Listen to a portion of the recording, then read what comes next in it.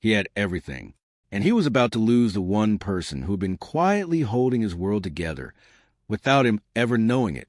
Marcus Hale, 53, billionaire, a man so used to being right that being wrong had become something he simply didn't allow. For 3 weeks, he had been watching his driver, Joseph Ade. 6 years of perfect service. Not one mistake. Not one late arrival. Not one complaint. And yet something was off. The routes were changing. The silences were different. The way Joseph looked in the rearview mirror, just a half-second too long. Marcus had seen enough liars in his life to know when someone was hiding something. So on a Friday night, he did what any man with unlimited resources and zero patience would do. He followed him. What he saw that night stopped him cold. Standing on a dark street corner, watching through tinted glass, Marcus Hale, a man who had not cried since he was 9 years old, felt something crack open inside his chest. Because Joseph wasn't stealing from him. Joseph was doing something Marcus hadn't done in 30 years. Something Marcus wasn't sure he still knew how to do. And the worst part? Watching Joseph do it made Marcus realize exactly what kind of man he had become. This is a fictional story created for inspiration. At Echotales, the right story can change everything. If this story already has you curious, drop a comment right now and tell me where you're watching from. I reply every single one. Marcus Hale was not born rich. That was the part nobody talked about. The part he had spent 3 decades burying under press releases and penthouse addresses, and a kind of carefully constructed public image that made people forget there was ever anything before it. The Forbes profiles always started the same way. Self-made billionaire, rose from nothing, built an empire through sheer determination and an unmatched instinct for business. What they never said was what nothing actually looked like. Nothing looked like a 2-room apartment on the east side of Detroit, where the radiator only worked half the time, and the smell of the building stayed in your clothes no matter how many times you washed them. Nothing looked like a mother who worked 2 jobs and still could make rent in February. Nothing looked like a boy who learned very early that the world was not interested in your feelings, your struggles, or your story. The world was only interested in what you could produce. Marcus had taken that lesson and turned it into a religion. By 22, he had his first business. By 28, his first million. By 35, he had stopped counting. He had also stopped calling home, stopped visiting, stopped looking back at the street he came from as anything other than a reason to keep going forward. Forward was the only direction that mattered. That was what he told himself. For 30 years, that was the story he lived by. And then Joseph Ade walked into his life. Not dramatically, not with any kind of announcement.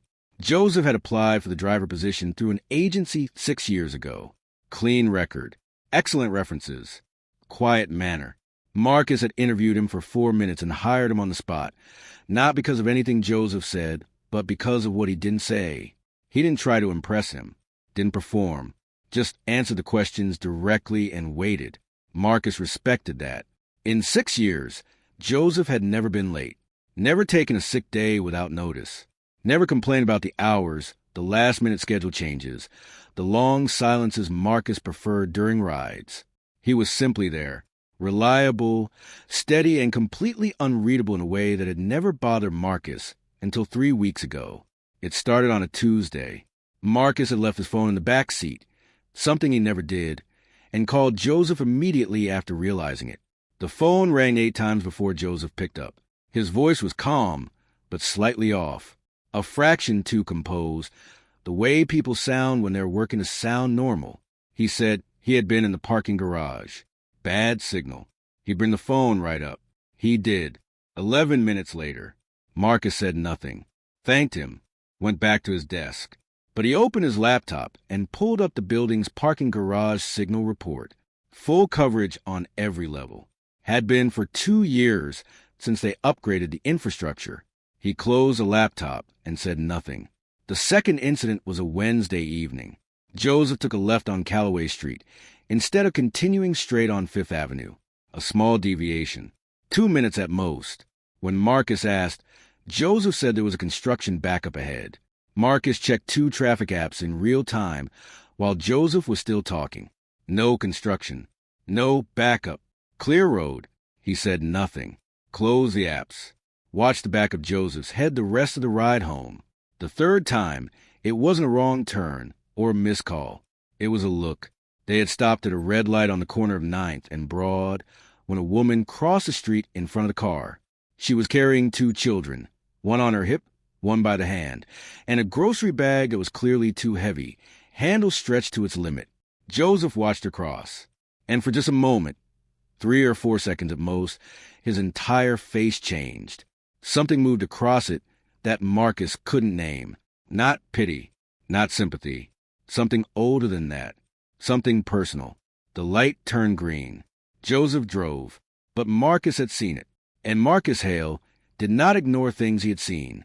By the end of that week, he had a private investigator on standby. He had also begun quietly reviewing Joseph's employment records, his schedule logs, every address the town car GPS had recorded over the past 90 days. Nothing overtly suspicious, but patterns, small ones. Every Friday night after dropping Marcus off, Joseph would log back into the vehicle system between 9 and 10 p.m. The destination coordinates were always in the same general area, a neighborhood called Mercer, northeast of the city. Old district, low income, not the kind of place a man driving for a billionaire would have personal business, unless the business wasn't personal at all, unless it was professional, the wrong kind of professional. Marcus had seen it before. Drivers who sold information, assistants who leaked schedules, trusted employees who quietly fed data to competitors or tabloids or worse. He had fired 4 people in the last decade for exactly that kind of betrayal, and each time it had confirmed what he already believed. Trust was a liability. People, given enough time and enough temptation, would always choose themselves. He had no reason to believe Joseph was different. So on a Friday night, 3 weeks after the first missed call, Marcus Hale told his assistant he would be working late. He took a private car service to a spot 3 blocks from the parking garage and sat in the dark with a coffee he didn't drink and waited. At 9:47, the town car pulled out of the garage heading north. Marcus followed. Joseph drove like a man who had done this 100 times. No hesitation at intersections. No second-guessing turns. He moved through the city the way someone moves to a place they know in their bones. Not because they studied a map, but because they lived it. Every turn was automatic. Every route deliberate. He wasn't wandering. He was going somewhere specific. And he had been going there for a long time. Marcus followed 3 cars back, close enough to keep visual contact, far enough not to be recognized. He had turned off his phone screen and sat low in the seat, watching through the windshield as the city changed around them. The glass towers gave way to mid-rise apartments. The mid-rises gave way to smaller buildings. The streets got narrower. The lights got fewer. And still Joseph drove north. 20 minutes in, they crossed a bridge Marcus hadn't crossed in years. He knew this part of the city. Not from business. Not from any meeting or acquisition or site visit. He knew it the way you know a scar. Not because you look at it, but because it's there, always, just at the edge of your awareness. He hadn't been back here since he was 19 years old. He pushed the thought down, focused on the town car ahead. Joseph turned onto Mercer Lane at 10:14. It was a narrow street, 2 blocks long, hemmed in on both sides by aging residential buildings. The kind of buildings that had been standing since before anyone currently living in them was born. Brick faces darkened by decades of weather. Fire escapes bolted to the outside like afterthoughts. A few of the ground floor windows had lights on. Most didn't. Joseph parked at the far end of the block and stepped out. Marcus watched from the corner, engine off, sitting in the dark. From the trunk of the town car, Joseph pulled 2 large bags, duffel style, both of them packed full and heavy by the way he carried them. One over each shoulder, weight distributed evenly. The practiced movement of someone who had done this exact thing many times before. Marcus's jaw tightened. There it was, the handoff, the drop, whatever arrangement Joseph had been running, whatever he had been moving in and out of this neighborhood. It was right in front of him now. He reached for his phone to call the investigator, and then the door of the nearest building flew open. A little girl came running out. She couldn't have been more than 7. Bright yellow coat, one shoe untied, completely unbothered by the cold or the late hour or the darkness of the street. She ran straight at Joseph with her arms already open, already laughing before she even reached him. The way children run toward people they are completely certain will catch them. Joseph dropped both bags and caught her. He spun her once, just once, and set her down on the pavement. And when he crouched to her level, his whole face was different. The composure he wore in the car, that careful, professional stillness, was completely gone. What replaced it was something unguarded and warm and entirely real. He said something to her that Marcus couldn't hear from across the street. She responded by grabbing one of the bags and trying to drag it toward the door by herself. Joseph laughed, actually laughed, low and full, the kind of laugh that comes from somewhere genuine.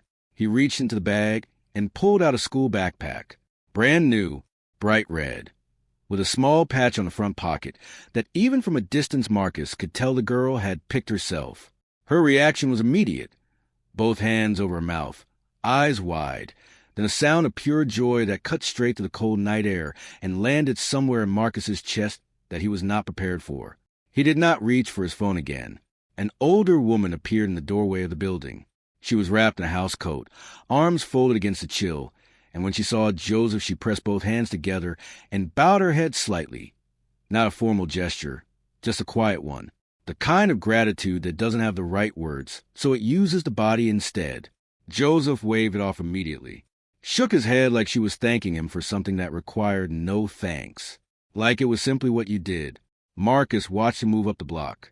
First stop, ground floor apartment. Second building, 2 bags of groceries.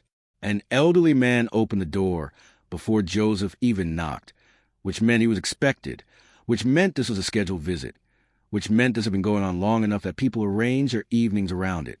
The old man tried to carry one of the bags himself. Joseph gently took it back and carried both up the interior staircase. He was inside for 6 minutes. When he came back out, he was carrying the old man's empty recycling bins, which he left at the curb on his way to the next stop. Nobody asked him to do that. He just did it. Second stop, a teenage boy sitting alone on a stoop 3 doors down. Hoodie up, shoulders forward, the particular posture of someone carrying something heavy and trying to look like they aren't. Joseph sat down next to him without announcement, without asking. The way you only sit next to someone when you already know them well enough to know they need company more than they need be asked if they want it. They talked for a while. Marcus couldn't hear the words, but he could see the shape of the conversation. Joseph leaning forward, elbows on knees, fully present. The boy gradually unfolding, shoulders dropping, head coming up slightly. At one point, Joseph put a hand briefly on the boy's shoulder, said something. The boy nodded slowly. Then Joseph stood up, handed him something from his jacket pocket. Marcus couldn't see what, and moved on to the next door. Marcus sat in the dark car and felt something happening inside him that he did not have a name for. It wasn't guilt exactly. It wasn't admiration exactly. It was something more uncomfortable than both of those things combined. It was recognition. The slow, unwanted recognition of a man seeing something he used to know and had spent 30 years pretending he'd forgotten. At one point, Joseph stopped in the middle of the street and looked up at the sky, just for a moment, 10 seconds maybe. Face tilted up, eyes open, completely still. And even from across the street, even in the low light of a neighborhood that the rest of the city had mostly stopped paying attention to, Marcus could see his expression clearly. Joseph looked at peace. Not happy in a simple way, not relieved, at peace. The kind of peace that sits in a person who has found the thing they're supposed to be doing and is doing it without apology and without audience and without any expectation of reward. Marcus could not remember the last time he had felt anything close to that. If this story is hitting you right now, go ahead and like this video and subscribe, because what Marcus does next and what he discovers about Joseph's past is the part that will stay with you long after this video ends. Don't miss it. Marcus drove back to the city alone. He didn't speak to the driver of the car service, didn't check his phone, didn't run through his morning schedule the way he normally did on evening rides. He just sat with the windows slightly open and the cold air coming in and let the city blur past him in the dark. He did not sleep that night. He lay in the penthouse with the lights off and the ceiling above him, and the kind of silence that gets loud when your mind won't stop moving. He kept seeing the little girl running with her arms open, Kept hearing that laugh. Joseph's laugh. Full and unguarded and completely free in a way Marcus hadn't heard from himself in so long, he could no longer remember what it sounded like. He was up at 5 in the morning pulling records. Not on Joseph's finances. He had already checked those. Clean, modest, no irregularities. What he pulled now were records on Mercer Lane itself. Property history. City housing files. Community services logs. What he found made him set down his coffee and sit very still. Mercer Lane's main residential building was a transitional housing unit. 18 months ago, a fire had displaced 41 families from a building 6 blocks away. The city had promised emergency relocation support, temporary housing subsidies, school enrollment assistance to children, and a 12-month resettlement plan. Almost none of it had materialized. Budget redirections, administrative delays, the particular brand of institutional failure that happens not because anyone decides to abandon people, but because nobody decides loudly enough to help them. The families were still there. 18 months later, still in temporary units meant for 3 months. Children sharing mattresses, parents working overnight shifts and coming home to apartments with broken heating and mold on the bathroom ceiling, and a city that had stopped returning calls. Joseph had grown up 2 blocks from Mercer Lane. He had left at 19, worked maintenance jobs, then a courier service, then a corporate car service where he had built a reputation, over 8 years for reliability and discretion. He had applied to drive for Marcus through that agency 6 years ago. And for the last 4 years, quietly, consistently, without a single mention to anyone, he had been returning. Every Friday night. Groceries, school supplies, time, conversation, presence, not through a foundation, not through a charity with a name and a logo and a tax filing, just through himself, just through showing up on a dark street in a neighborhood the rest of the city had moved past, and making sure that the people there knew that someone had not forgotten them. Marcus sat at his desk for a long time after reading that. He thought about a different street, a different city, a boy who had also grown up with not enough and had also left at 19 and had also promised himself he would build something better. The difference was what that boy had done with the distance. Joseph had used it as a reason to return. Marcus had used it as a reason to keep going, to never look back, to treat the past like a wound you sealed over rather than a place that still needed tending. He had told himself for 30 years that survival required forgetting. Sitting at his desk at 5 in the morning with Joseph's file open on one screen and the Mercer Lane housing report open on another, Marcus Hale was no longer sure that was true. He wasn't sure it had ever been true. He was just sure he had needed it to be. He didn't say anything to Joseph on Monday morning. Joseph arrived at 7:45, same as always, pulled up to the front of the building, stepped out, held the door, said good morning in that quiet, even way he had, not performative, not distant, just present, the same way he had said it every morning for 6 years. Marcus said good morning back, got in the car, and said nothing else for the entire 40-minute ride to the office. But something was different now, not in the car, not in Joseph, in Marcus, in the way he was seeing.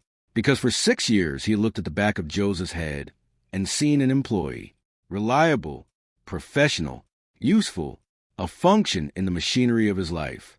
And now he was looking at the same man and seeing something else entirely, a person with a history he had never asked about, a life that extended far beyond the hours log and schedule app, a quiet depth that had been sitting right in front of him for 6 years while Marcus looked straight through it.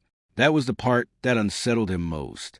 Not that Joseph had been living the secret life of generosity, but that Marcus had never once been curious enough to wonder what Joseph's life looked like at all.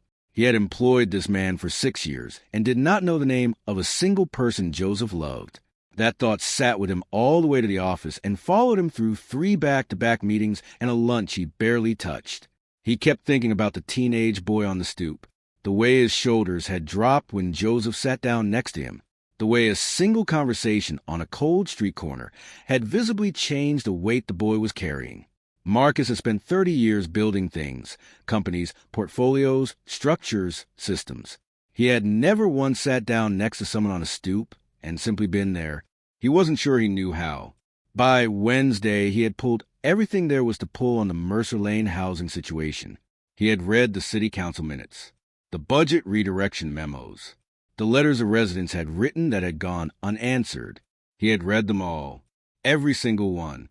A woman named Patricia, who had written 4 letters over 14 months asking for help getting her daughter enrolled in a school with a special needs program.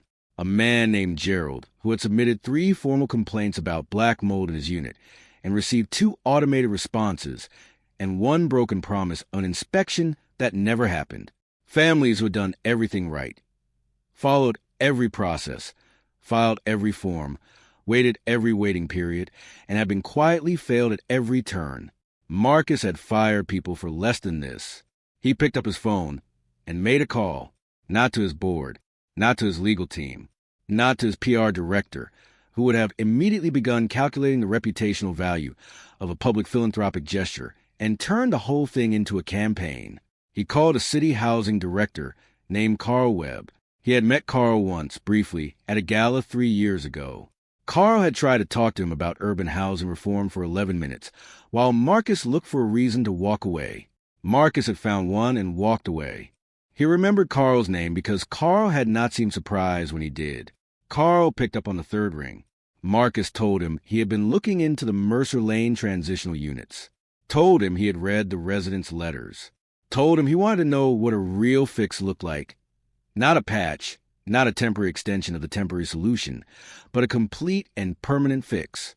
Updated units, proper heating, mold remediation, a dedicated school enrollment support coordinator for the families with children, a funded community room, a resettlement fund that actually moved people into stable long-term housing within 12 months.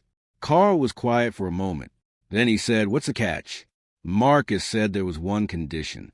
No press, no naming rights, no announcement of any kind, no gala, no plaque on the wall, no profile in a business magazine about the billionaire who remembered where he came from. None of it. Carl said he had been in city housing administration for 19 years, and nobody had ever called it with that condition before. Marcus said there was a first time for everything.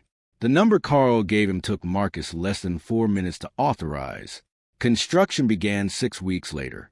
Joseph drove past Mercer Lane on a Tuesday morning, on the way back from dropping Marcus at an early meeting downtown. He slowed without meaning to.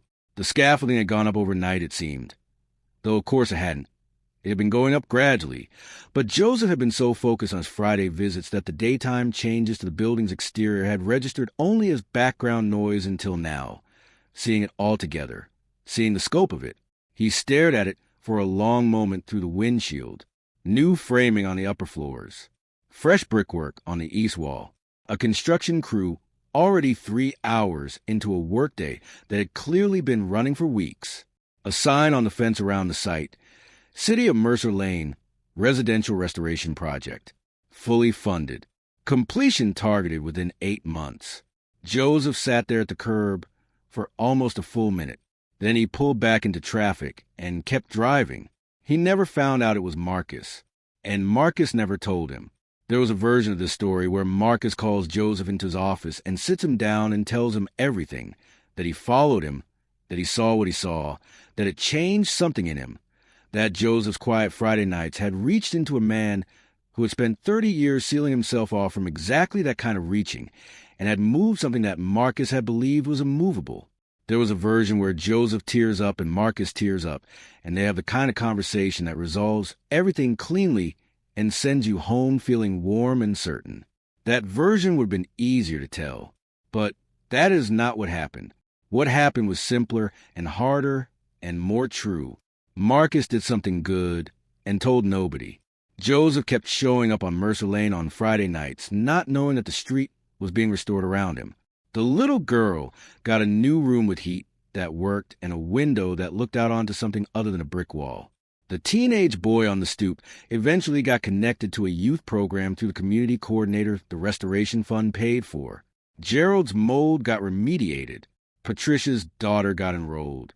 And Marcus Hale kept getting into the town car every morning and saying good morning to the man he had once suspected of betrayal, and hearing good morning back in that quiet, even unhurried way, and carrying something now in the space between those two words that he had not carried before.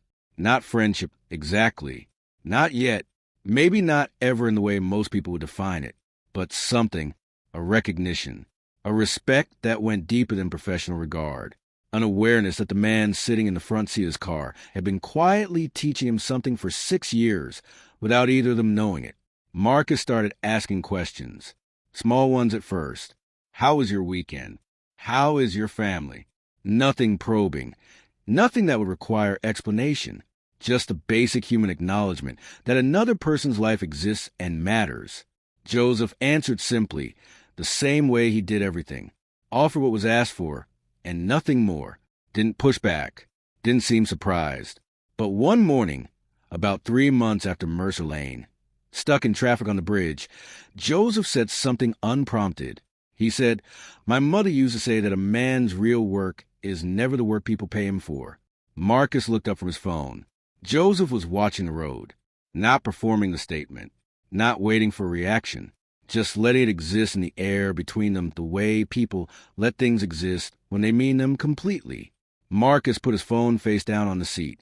He thought about that for the rest of the day. He thought about it for considerably longer than that, because Marcus Hale had spent 30 years being extraordinary at the work people paid him for. He had the buildings and the accounts and the board seats and the press coverage to prove it. And sitting in the back of that car on a Tuesday morning in traffic, he understood, maybe for first time with full clarity, that it had never once made him feel the way Joseph looked standing on Mercer Lane with a little girl in his arms in the cold. Not once. He was 53 years old, and he was just beginning to understand the difference. If this story meant something to you, drop a comment and tell me what part stayed with you. What did you feel? I want to know.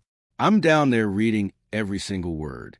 And if you know someone who needs to hear a story like this one today, share it with them, because sometimes the right story finds you at exactly the right time. I'll see you in the next one.